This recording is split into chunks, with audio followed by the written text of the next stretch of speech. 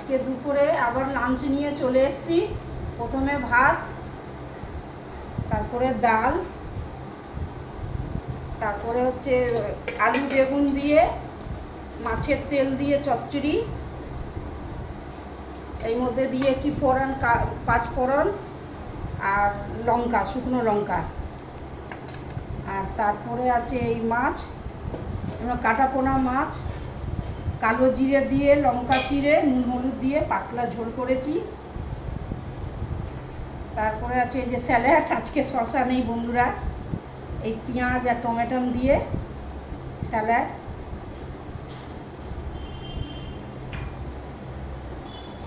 আর একটু brown rice করেছি মেয়ের জন্য, মেয়ে ব্রাউন রাইস খায়, মানে ওই সব রকম মিলিয়ে জুলিয়ে আমরা খাই।